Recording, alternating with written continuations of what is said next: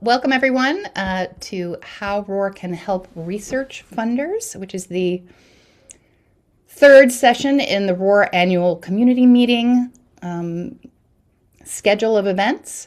We're very pleased that you're joining us, and we're very pleased to have some wonderful guest presenters with us today. And we'll be getting started in probably about 4 minutes. We usually start a couple of minutes past the hour. So if you like, while we're waiting, you can introduce yourself in the chat, tell us who you are and where you're joining from. And of course, we always like to hear about your familiarity with ROR, whether you're using it right now or simply planning to. And we're always happy to see you.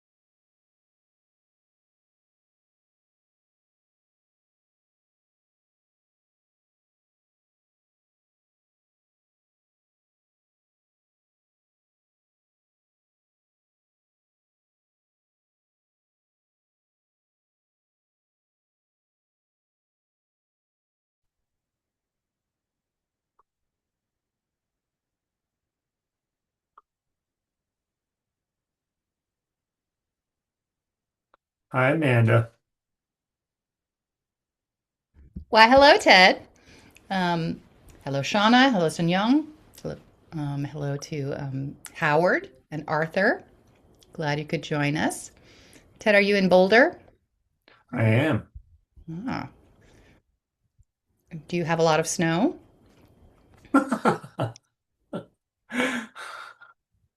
That's so 90s. Shauna might have snow, but we're not doing snow this year. That it turned out that that was actually like a conspiracy of the Biden administration to have snow. So we're not doing that anymore. Calgary's really warm. We're well above zero today. It's odd. Yeah, I think we're in the 50s today, Fahrenheit.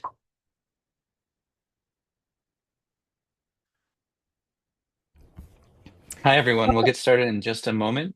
Please feel free to introduce yourself in the chat. Tell us where you are, where you're from, what you're interested in learning today. Yes, I was just about to say that. I'll reiterate it. Hello to everyone who's just joining.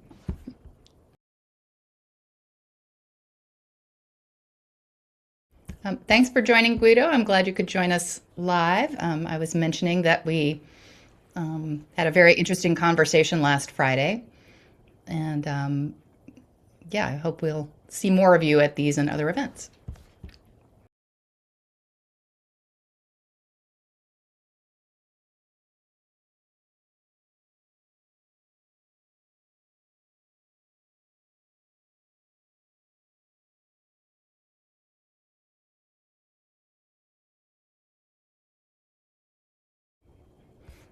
All right.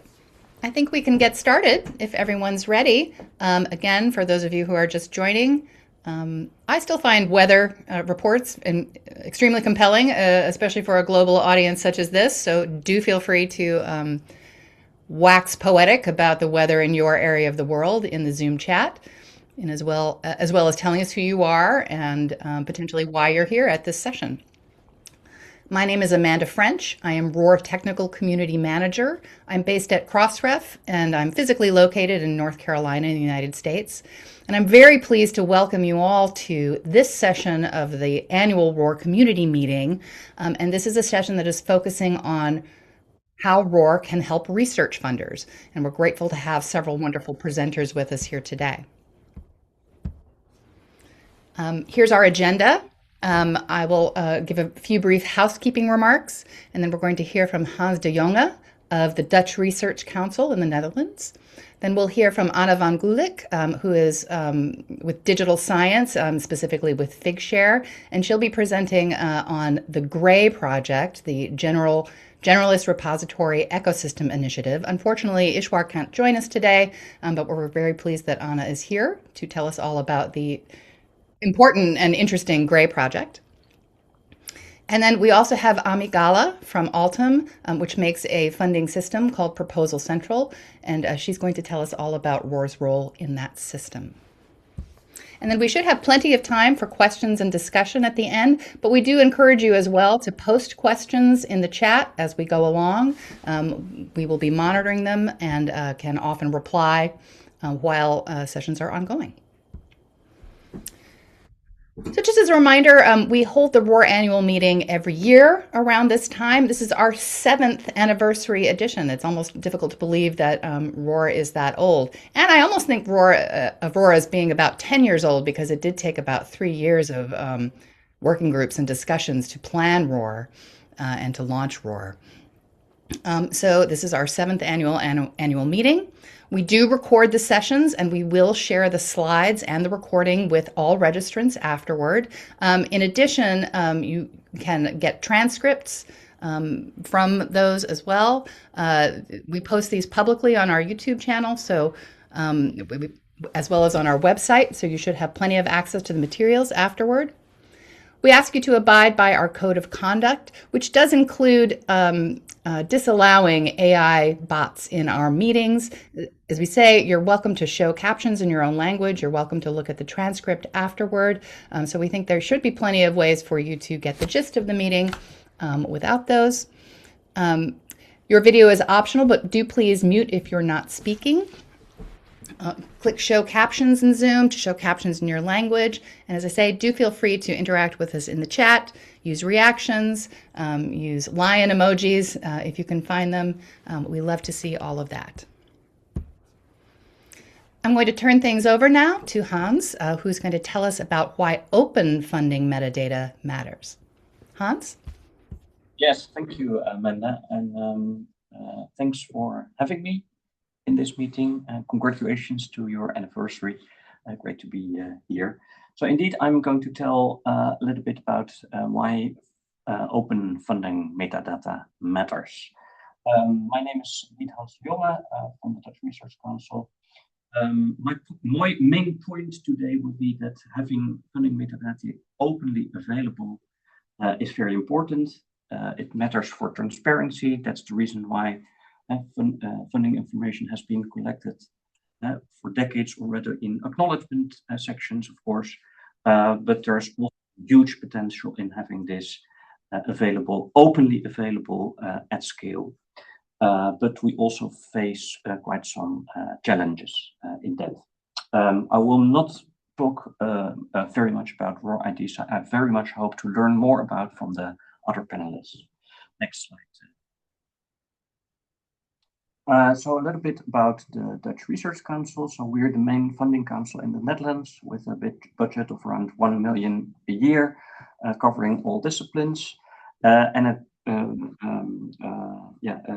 long-standing commitment on open science. So policies related to open access and open data that go back way back, almost 15 years. We're also the host of the National Initiative for Open Science, which I'm directing myself, with substantial budgets to boost open science in the Netherlands. We're proud signatories of the Barcelona Declaration on Open Research, because we really believed, and that started, I think, 4 to 5 years ago, that we shouldn't only apply open science principles to our grantees, but also preferably importantly to our own procedures and to our own data, which means that we introduced grant IDs, for instance, cross-ref grant IDs last year.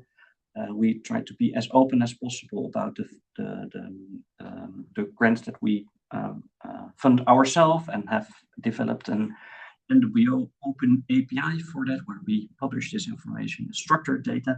And today I learned that we are going to have ROR IDs in that API. And we try to monitor our open policies also with open metadata. Which brings us immediately with the big topic of my contribution. Next slide, Amanda. Because if you want to monitor the outputs of your funding council, if you want to track the outcomes of your funded research, that comes with quite some challenges. Basically, every funding council has to decide when it starts with these things, whether it uses data that they have collected internally or use external bibliographic databases. So of course, also at NWO, we ask our grantees to register the outcomes of their grants in our grant management system. But a lot of researchers really detest that requirement. I have to say our system is also not very advanced. Far from it, actually. So we know that data coming from our grantees is very incomplete. It can easily happen that publications are being registered with us long after a grant is being has finished. So the completeness of our own data is really a big issue. There's of course also an advantage that we can share this data openly available because we can require that from our grantees. But I think that is the same for other funding councils. We can also, of course, use external bibliographic databases, and there's quite some available, of course. But these come with disadvantages too. They're proprietary, so we cannot share the data if we use Scopus or Web of Science or Dimensions. And we all know, of course, about the problems that these databases come with, the biases they have towards non-English publications, to the biases against some disciplines. They are usually more complete, and the data is timely available, but they also come with issues. Or, Amanda, next slide, we can, of course, make use of open metadata, and that's what we have been trying to do over the past few years, especially using Crossref as a source, for instance, for our open access monitoring. But that also comes with challenges, especially with regards to completeness. Next slide, Amanda. So this is the challenge that we're facing. So I've taken the publication year 2021, and here the graph shows the number of publications that are associated with the Dutch Research Council. So we see that Scopus and Web of Science are very complete. Crossref attains roughly half of these publications. OpenAlex is roughly the same. I have to say, this is changing rapidly. As many of you will know, OpenAlex has received a grant from the Wellcome Trust, and they're now rapidly increasing the identification of funded research. This is actually a picture of a few months ago. And the last orange bar is from our own grant management system. So that's ISAC. It's called ISAC. It's custom built. So you see, if we would use our own data for our own open access monitor, for instance, that would look very differently than when we would go for Scopus or Web of Science or Crossref for that matter. We decided to go for Crossref because we really wanted to go for the use of open metadata. Next slide. So at this point, it may be also useful to remind you how that funding information in Crossref is actually collected, and also how it gets lost along the way. So this is a graph that we produced for a workshop we did with publishers a few years ago already, which shows the production process, so to say, of a typical production process of an article, and also how metadata travels with it or is extracted, and how it lands into Crossref and also in downstream systems. Next slide, Amanda, shows how. So we had a workshop where we discussed with publishers what are the barriers that you encounter when collecting funding metadata yourselves and registering that with Crossref. And you see that there's two issues here, basically, they reported in that workshop. It's collecting funding metadata at submission from authors, but also when many publishers use extraction methods from full text, and that, many reported, at least in that workshop, that is also associated with a lot of issues, and that both these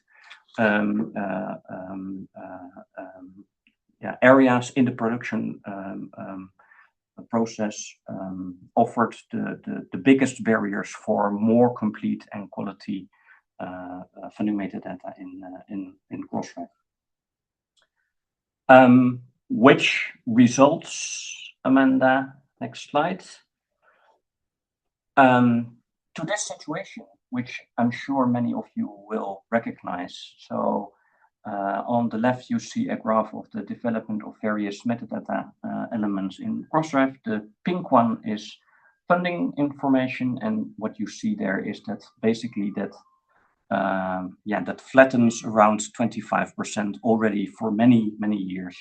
And on the right-hand side, you see also the situation for it's a little bit small, I'm sorry, for the various publishers, where you see that there's a group that is doing brilliantly, registering funding information for almost all of their publications. There's a middle group that does so for around 50% of their publications, but also still a very big group of publishers that do not register funding information at all. So relying on Crossref, you have to be aware of this situation when you rely on Crossref, using or tracking your funded outputs as a funding council. Next slide. So the point I wanted to make here is that the lack of funding information in Crossref is actually despite the fact that many publishers do have that information available, because researchers very often, of course, acknowledge their funding in their publications. So despite the fact that publishers have that information available, they do not very often do not register that with Crossref. And I was interested, or I am interested to quantify how big that gap actually is. So this is a graph that I produced quite recently. I've taken all the publications from NWO registered last year, and collected all the funding information that is actually in the funding acknowledgement of the articles, and then compared that with the funding information that's available in Crossref.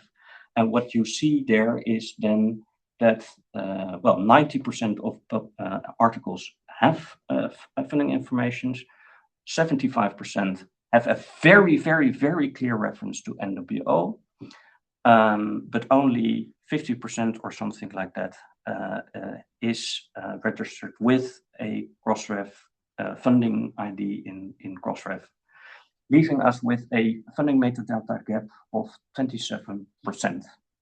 So using Crossref as a source of your publication output leaves big funding councils like NWO with a gap of 27%, which basically also leads to the fact that many publishers like NWO may be more inclined to use the commercial, more complete bibliographic databases, which I think is wrong, because I really think this is information that should be openly available. Next slide, Amanda. So why does this happen? Why are these gaps so big? Not much has been written about it. But I've listed a few of the reasons that may play a role. So publishers may not be aware of the possibility of registering funding information. They may lack the capacity or the resource to do so. There may be technical issues of metadata getting lost in the production workflow. There's certainly also outsourcing problems. So a lot of publishers that have third-party companies doing this extraction of funding information for them, and apparently they are not always aware that these third parties do not the best job for them. And it can also, of course, be, and that's certainly the case for the publishers that do not register funding information at all. And it's not simply not a priority for them. So what can we do about it, Amanda? Next slide. This is certainly not a complete list of what can be done, but I thought it would be interesting also for the discussion to just list a few of the actions that can be taken. So I really do think that publishers could do, and that at least some publishers can do a better job. It really also begins with systematically compare and what you actually have in the acknowledgement sections of the papers that you publish, and with Crossref. And when you work with third-party providers, check whether what they do and how complete your data is actually. Libraries, I think funding metadata is important, and they could be included in your negotiations with publishers. Of course, then it's always difficult to question what should I be asking for in these negotiations. I think that the figures I just showed you can provide a good baseline there for big publishers, and I can show this for other funding councils too. There's just a gap of at least 27%. We ourselves can do things like raising awareness, like I'm doing right now, talking with publishers, being more explicit also to publishers about these requirements. And I think there's a role for collective action here. I'm myself part of the funding metadata group of the Barcelona Declaration, also together with Adam Buttrick here in this meeting. And we're designing all kinds of policies and interventions to improve this situation. I'm not sure whether there is still, yes, I think there's a last slide, Amanda.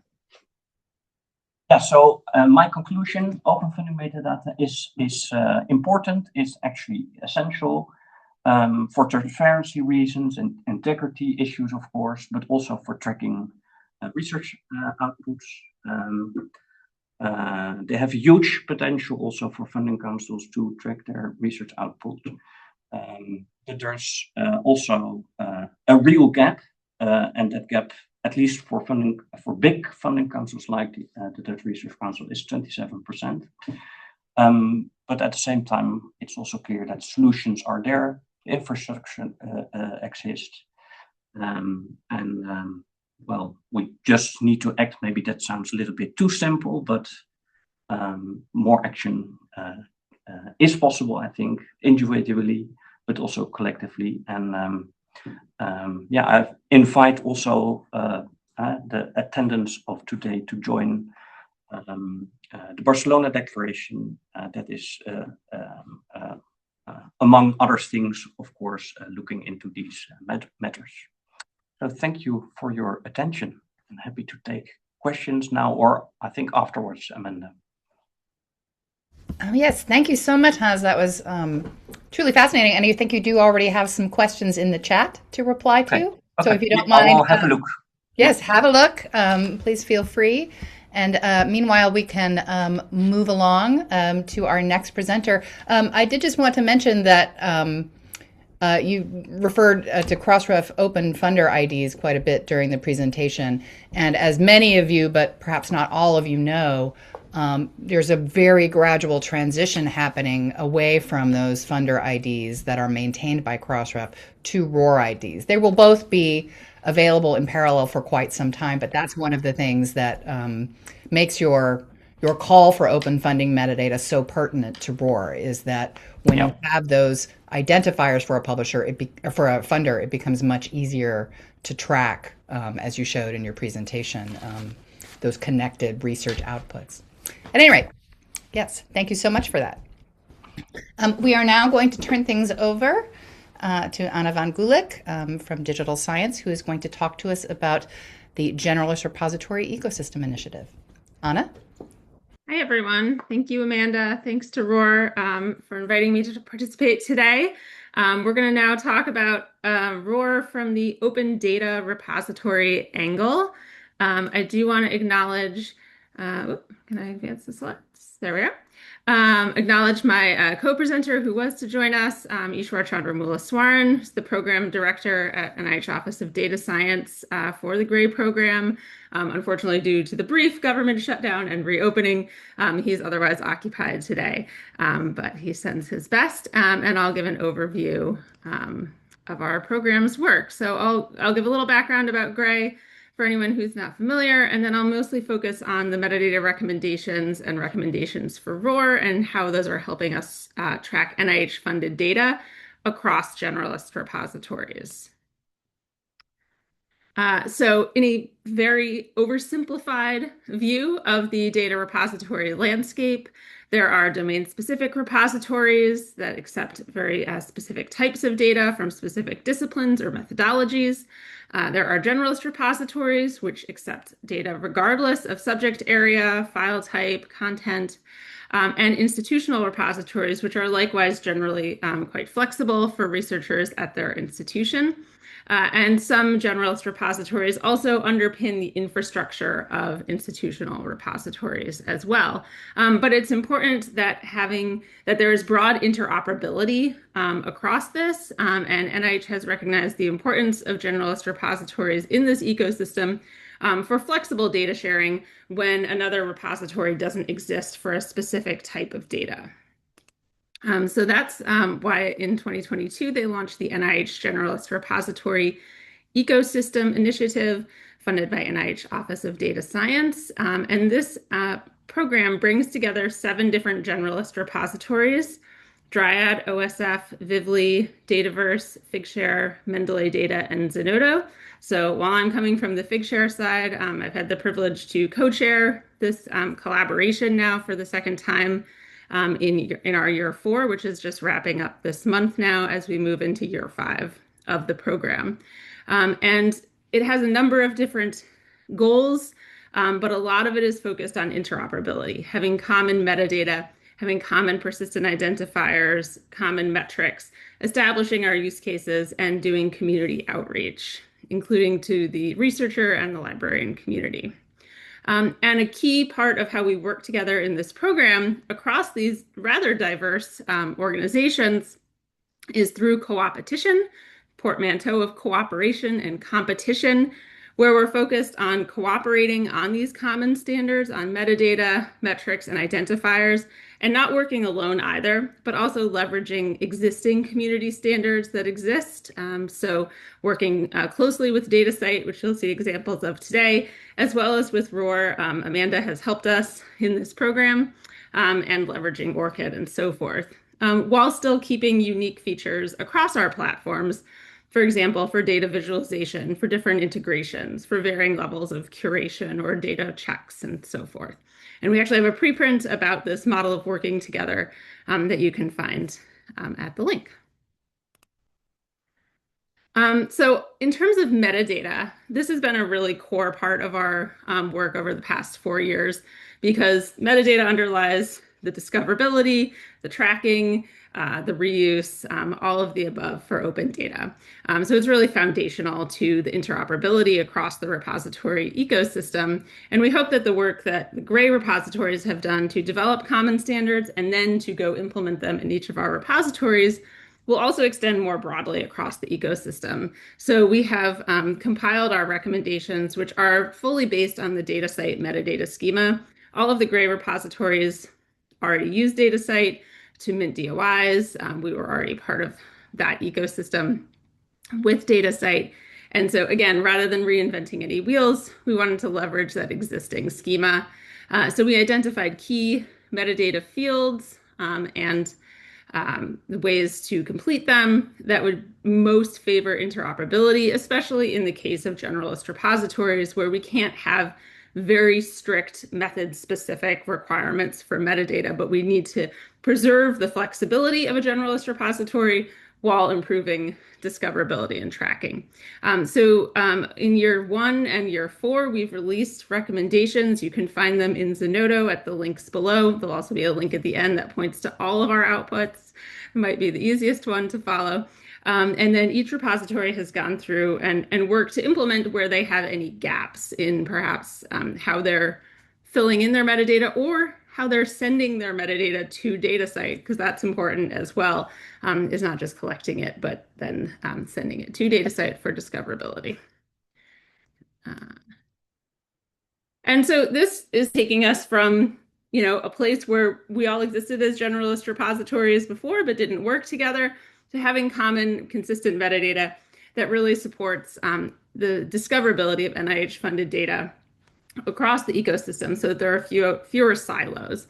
And this is important for researchers. It helps them more easily share data, have their data be found and reused, and not worry about if they put materials into different data repositories, discipline-specific and generalist, that they won't be linked or that they won't be found or reusable. For funders, which is of course our focus today, this simplifies the tracking of research sharing, tracking of policy compliance, quite important in the case of NIH that released its new data management and sharing policy in the second year of the Gray program in 2023. And monitoring, being able to link specific research outputs to specific grants and researchers. And so I want to talk now about how we've considered ROR in the context of Gray metadata specifically. While we're focused on funding today, I did want to make sure to mention that we are also recommending ROR for affiliation, of course, for researchers. So in the author affiliation fields, this is what our metadata recommendation looks like. So we have the DataCite field and then the recommendation that you use ROR, that you use IDs from ROR in URL format, and specify ROR as the scheme for affiliation. And this will, of course, eliminate ambiguity in the variations in affiliation and help institutions as well track research outputs accurately. And then when you get to ROR for funding, in the Gray recommendation, there's a few more fields here, but again, we're recommending use of names from ROR for the funder name, use of IDs for the funder identifier, selecting ROR from DataCite's controlled list for the funder identifier type, and then specifying ROR.org for the scheme URI. We also recommend that repositories include the award number and the award title in their metadata. So this is quite detailed, and a lot of repositories are now starting to implement this for new data sets. And as you can imagine, we'll now need to go back and recurate for older data sets. And that's future work that we're looking at, potentially collaborating with other initiatives like Comet and OpenAlex, or with the NLM dataset catalog, which has been harvesting Gray repository metadata and enhancing it actually with NIH funding. So we're now looking at making this more complete over time. So here's just an example of what this looks like in Figshare. On the left, you can see a published data set page that lists funding from NIAID. So you'll see we display the grant title and the funder name. And then when you look at this on the back end, I've pulled the DataCite JSON. You can see the fields that I just specified. So you have the scheme, the award title, the funder name, and then using ROR for the funder identifier for each of these. And so this is how we're pushing that to DataCite. Gray has also done some work to standardize the way that repositories should offer search and filtering. Many of us have advanced search features, but we've also incorporated ROR into funder search through facet. So using the ROR names in either faceted search or drop-down search. So here's an example from Dryad as well, searching for the National Cancer Institute. Of course, there are many. So using ROR here as an ontology really helps specify which National Cancer Institute in which country you're looking for. And then here's just a few examples of ROR in DataCite Commons. So DataCite is a partner in the Gray program, and all of the repositories in NIH have been collaborating with them directly, and they've been doing some work to support Gray repositories. And so here's, for example, the National Cancer Institute in the US in the organization search in DataCite Commons. And you can see they very nicely display the ROR and information from ROR about this organization, and then offer refinement in their search to search by funded by. So now we can see works funded by NCI. And then we can specify even further in another facet that these are works funded by NCI and found in a repository. And of course, you can keep refining further in the DataCite Commons search and filters. But this is the kind of thing that Gray wants to support, which is searching for data sets outside of a repository. While it's lovely to enhance the search in the repository, it's even more powerful if the search is enhanced in other centralized catalog locations to break down those silos across the ecosystem. So that's what we're, this is an example of that in DataCite, relying on ROR. And then here's a preview of a couple of things that Gray is working on with DataCite that will be really useful to the community. And one is a metrics dashboard across the Gray repositories. So this is leveraging the standardized metrics that Gray repositories have and looking at the metrics for NIH-funded data across these repositories. So this is using that funded by facet, looking at ROR for National Institutes of Health, the parent organization for the US NIH, which includes 27 institutes and offices and centers underneath it, as well as other many children organizations. And then looking at the metrics of all of these. And so this will be a public dashboard in the future, currently in testing across the repositories with Gray, but you'll see it offers a facet to then refine by a specific repository or to look broadly across them all. And the other dashboard that DataCite is working on with us is a metadata dashboard, which will help the Gray repositories assess and improve our metadata quality in alignment with that Gray metadata recommendation. So while we are all striving to have 100% coverage, we know that funding metadata is a huge gap. Researchers do not implement it. Many of our repositories are not hand curated. And so we hope to improve that through other means, as well as through our UI with upcoming data sets as we're releasing new functionality. But this gives us a snapshot of how complete we are at this time for those Gray recommendations, including for ROR. So here's an example just of looking at affiliation and at the funding metadata. So you can see affiliation in this example, 12.7%. But when there is funding affiliation, 87% of the time it's ROR. Similarly, for funder identifier, 17%, but almost always ROR, not Crossref. Of course, that's shifting as well. But this will help us continue to improve over time and see how we're impacting researchers in making more complete, high-quality metadata that can then be used by funders. And this is really important to identify funded research across all of the repositories so that researchers can use the most appropriate repository for each specific research output, whether that's discipline-specific, institutional, or generalist, that it's all interoperable using common standards to track and monitor the impact of this funded research. And so with that, I'll hand it off to the next speaker, but here's a few ways that you can stay in touch with the work of the GRADE program if you'd like. We have a blog. We have a webinar series that's in progress. You can get updates about that at the blog. And then in our Zenodo community, you can find all of our published outputs. Thanks very much. Thank you so much, Anna. That was really fascinating. And I think I mentioned in the chat, but it's always remarkable to me, although very understandable, that the repository community, and specifically the data repository community, is so far ahead of something like publishers, when it comes to adopting open metadata, having complete metadata, using open identifiers. And there's a lot of reasons for that. I think partly because repository systems are simpler, because data repositories are a newer invention than the scholarly journal, which is 400 years old or so by some accounts. So at any rate, yes, fascinating presentation. Always love to hear what Gray is up to.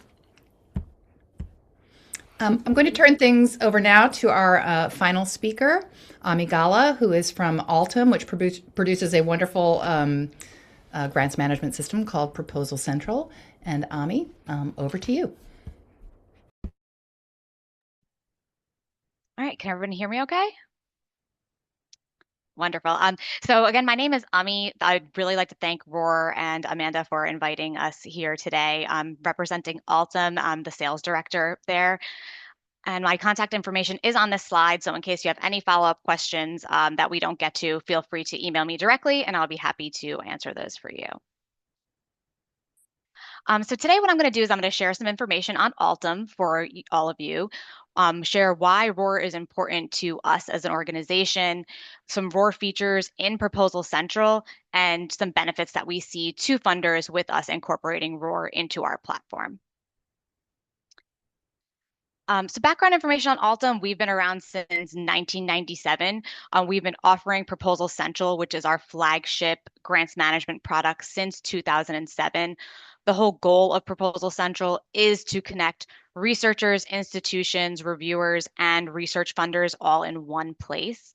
Currently, right now, we have over 200 research funders that are utilizing our platform, and our customers are based globally. And right now, if we look at the amount of researchers who are maintaining their profiles and have ROR IDs in their profiles, that number is 30%.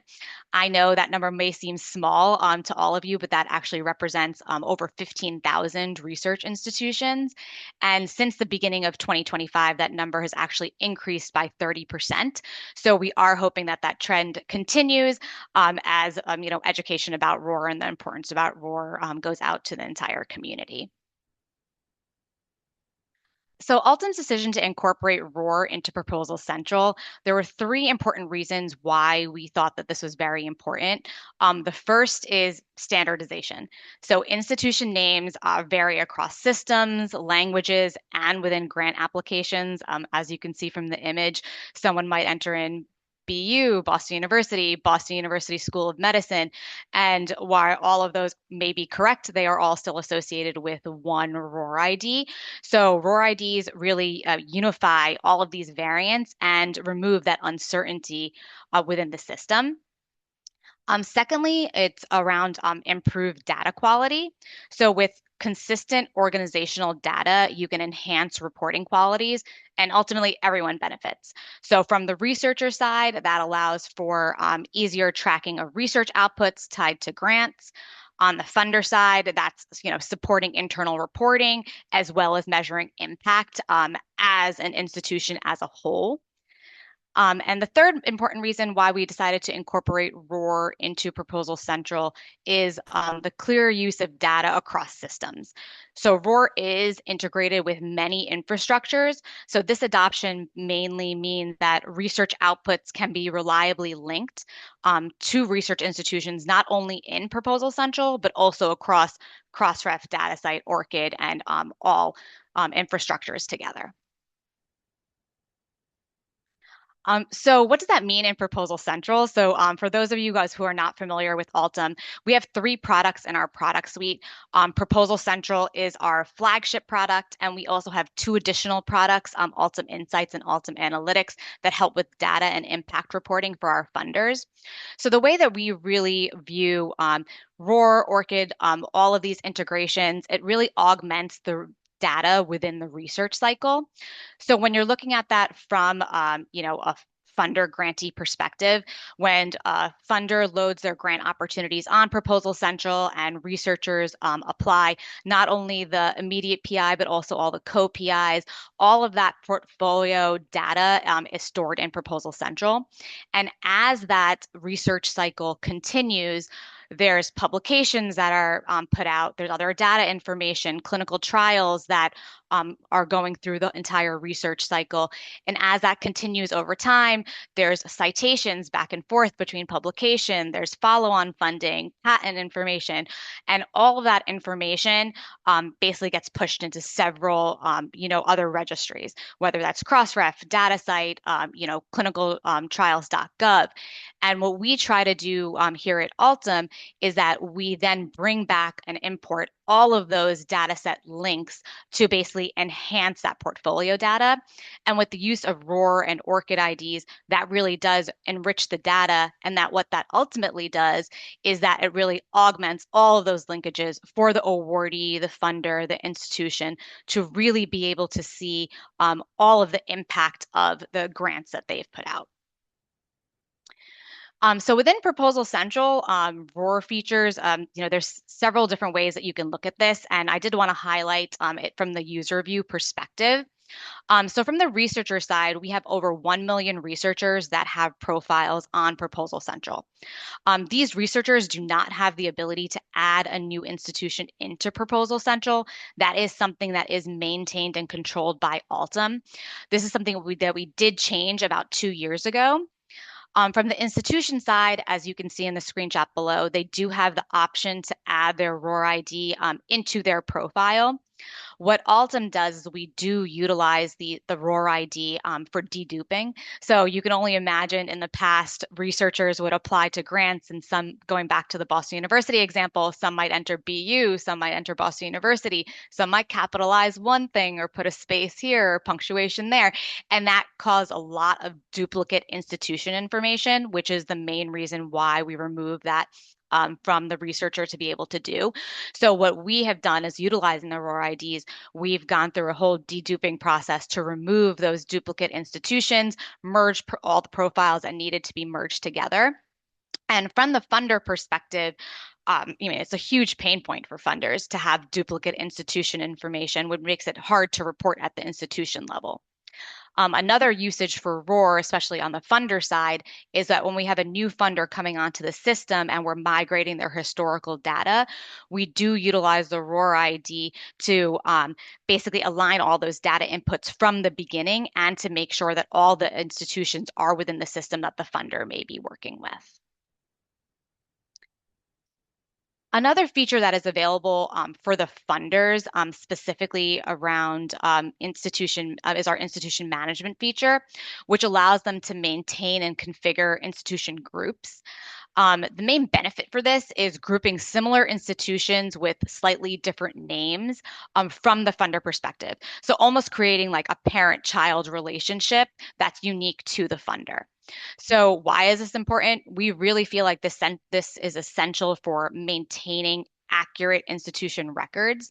And from the funder side, when they go through the review process, our system does flag conflicts for the funder so they can see which, for example, which applicants and reviewers may be from the same institution. So by utilizing the institution management feature and providing these linkages, it really allows for proper conflict identification at the committee during committee and review processes. And ultimately, the end result is accurate reporting. So from the funder side, they can not only provide reporting at that parent group relationship, but they could also provide reporting at the individual child relationship as well. There's a lot of benefits that we see for the funders, but honestly, it's all about the data. Better tracking of outputs for their awards across all platforms, not only within our Proposal Central platform, but also other platforms, publications, and data sets. From the institution side, it makes it a lot easier for them to aggregate outputs from multiple funders for evaluation, as well as impact. It's easier exchange of data if when those IDs are added into the system, it allows us to exchange data very easily across all infrastructures. And then lastly, just streamlining the reporting to align with grant outputs. And from our end, since we are a grants management system, we are looking at a lot of things from the funder perspective. We're trying to figure out ways to make it easier. So right now, the institutions, for example, have to manually enter in their ORCID ID into their institution profiles, which they manage. But we are looking at ways to really enhance that matching strategy. So, for example, giving them a link to a predetermined ROR institution list so they can simply click on that and make it really easy for them to input that information. And down the line, if that infrastructure does then come into place, we then might then go back to say, okay, will we allow researchers to then input their institution in there by selecting from a pre-list of ROR identified institutions. So that's the end for me. Just so I want to share some information on what Altum is doing. And again, this is only the beginning. We're really hoping to see that 30% grow. Thank you so much. Thanks to all our presenters. That was really fascinating to hear. I'll mention, Ami, that I know a few of your funder clients are registering grant IDs, grant DOIs with Crossref. And their metadata is great. And it's because they're using Proposal Central and it's putting all of that metadata into Crossref where it should be. They have it, they know it, they're using it. Yes. So we've had quite a few active discussions in the chat. We do have a few more minutes remaining for questions. So if you have any other questions for any of our presenters, do feel free to unmute and ask them. I should mention, too, that if any of our presenters want to amplify on anything that you've already said or anything that has come through in the chat, feel free to do that as well. Shauna. Thank you, everybody, for your wonderful presentations. Really appreciate it. So my first question is actually for digital science about the GRAY initiative. So it's wonderful. Thank you for including ORCID in the metadata plans. That's exciting. Can I just ask about timelines? Because I believe the top priority, as I should be, is probably the DOIs and the RORs. But can I just check in with you when do you think ORCIDs will be a priority for the repository group to implement? Yeah. Thank you. Great question. Yeah, we're really glad to be partnering with ORCID as the community standard for author identification. I don't have the data of implementation completeness in front of me at the moment across the 7 GRAY repositories.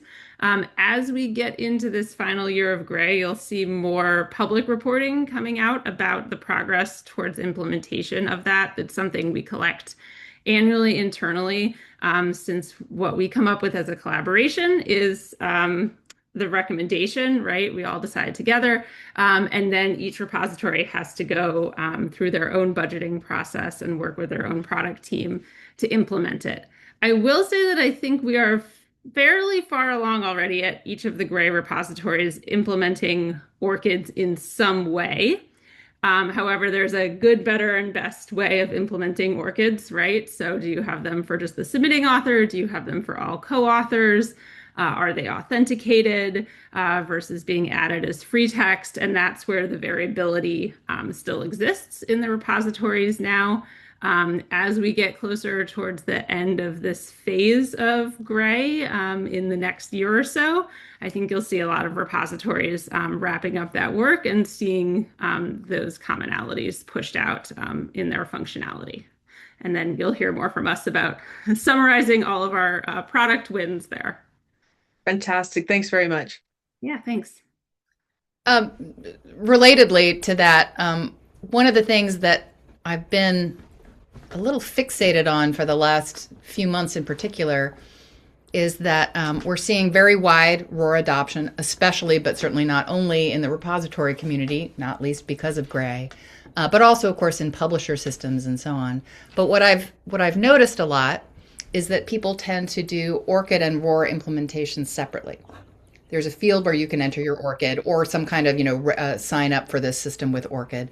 And then separately, there are often those form drop downs that Ami referred to, where you can pick, I'm affiliated with this organization, or my research was funded by this organization from a drop down list. But what is what I'd kind of like to encourage people to do is look at extracting those ROR IDs from the ORCID record. Because ORCIDs right now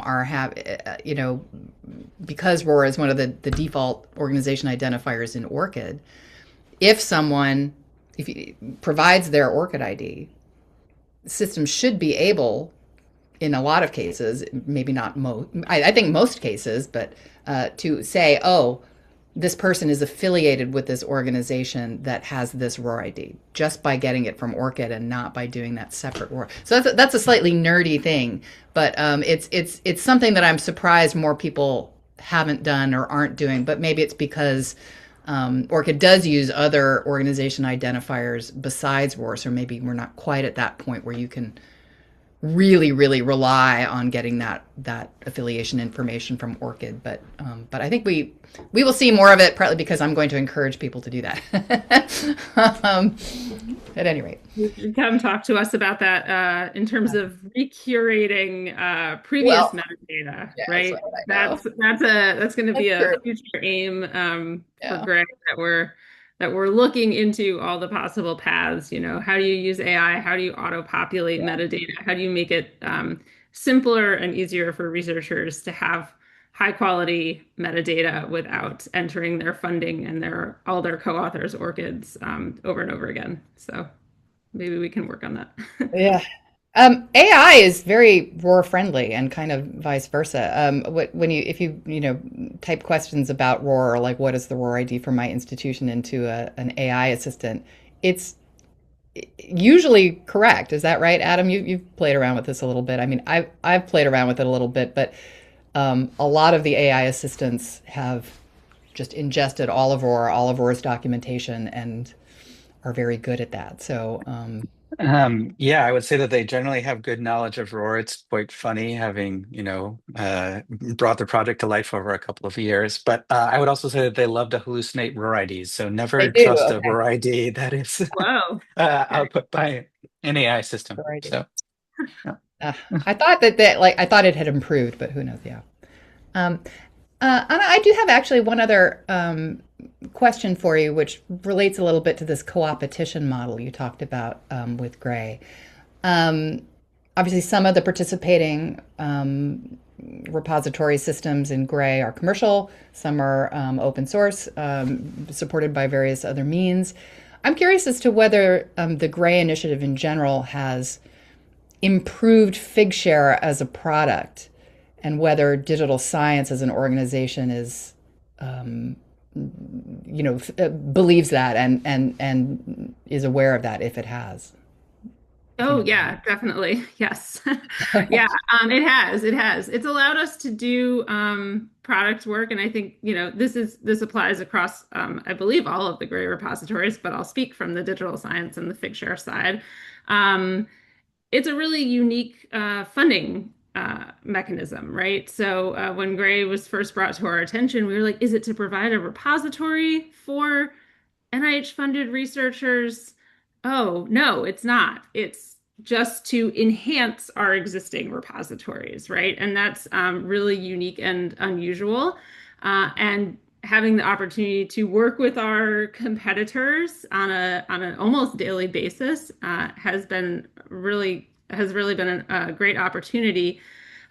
Because before, we knew each other, we'd see each other at conferences, but we weren't in the habit of comparing metadata schemas in great detail, comparing how we're dealing with spam and AI bots and all of the common issues that we're facing. And then, yeah, in terms of the functionality that we've been able to build, this has allowed us to fast track functionality that we know is important for the research community, because generally what is good for the Generalist Repository Ecosystem Initiative and NIH is not something that's solely good for NIH, right? It's something that's good for this ecosystem writ large, for anyone using figshare.com, and the whole Figshare ecosystem. So adding things like ROR IDs, adding new search filters, improving our metadata, improving our relation type metadata, all of those things have been funded either fully or partially by Gray over the past several years, and have supported our product work there. So yeah, we're very grateful to NIH and Gray for helping us make those product advances that support the whole larger research community, and bolster the repository ecosystem across these products. That's great to hear, because I do kind of wonder if there couldn't be something equally as effective for publishers, essentially. Many of whom, of course, are competitors, but all have the same issues with providing good metadata and something, and so on. Right.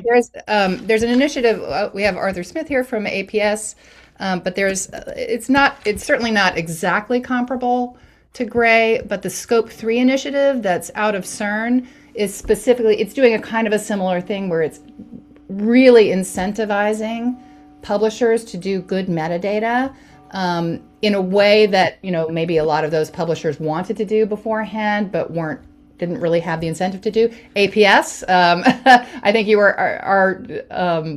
you won the Scope Award or whatever it is. We're doing the best by Scope 3 standards, but we didn't know it was coming, but yeah. Right.